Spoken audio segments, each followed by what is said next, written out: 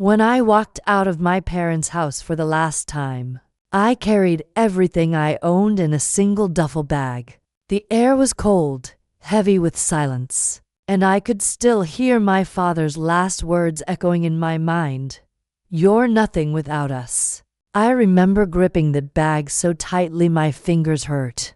They weren't just throwing me out, they were erasing me. All because I refused to sign away my share of the family business. I was 23, naive, and believed that love could outlast greed. I was wrong. For years, I worked jobs that barely paid the bills. Cafes, gas stations, warehouses, anywhere that would take me. I'd go home smelling like burnt coffee and motor oil. But every night, I wrote business plans, ideas, sketches, dreams on crumpled notebook paper.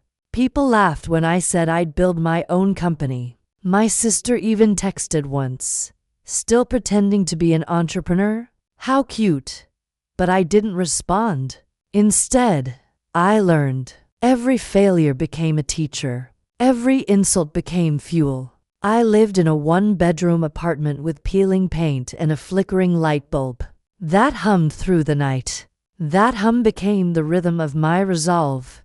3 years later, I launched a small tech startup from my kitchen table. It wasn't glamorous, just code, cold coffee, and hope.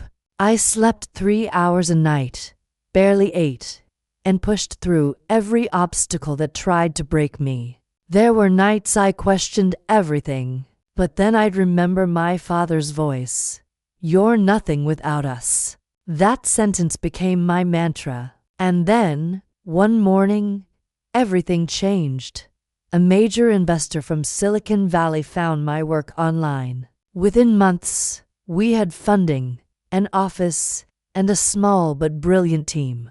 The day I signed that contract, my hands were trembling. It wasn't the money. It was the validation. For the first time in my life, I had built something they couldn't control, couldn't take, couldn't touch. 5 years passed before I saw them again. It was at a charity gala downtown. My company was one of the sponsors. I walked in, dressed in a simple black suit, not trying to impress anyone. But when I saw them, my father, my mother, my sister, standing near the bar, I felt a strange calm settle over me. My sister's eyes widened. "Oh my God, is that really you?" My father tried to hide his surprise. "I see you've done well for yourself." I smiled. I learned from the best what not to do. There was silence, the kind that cuts through noise and pride alike. My mother finally spoke, her voice softer than I remembered. "Your company, it's yours, right?" "Yes," I said, "and it's staying that way." They didn't ask for forgiveness, and I didn't offer it. Some wounds don't need closure, they just need distance. But when I walked away from that conversation, something inside me finally settled. Not revenge, not pride, just peace. Months later, our company became one of the fastest growing tech firms in the region. I started a foundation to fund young entrepreneurs who came from nothing.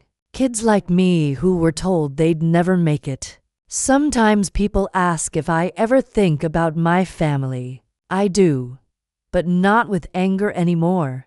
Because the truth is, they took everything from me. My home, my safety, my trust. But in doing so, they gave me something far greater. The fire to build something they could never destroy. And that's the kind of power no one can steal.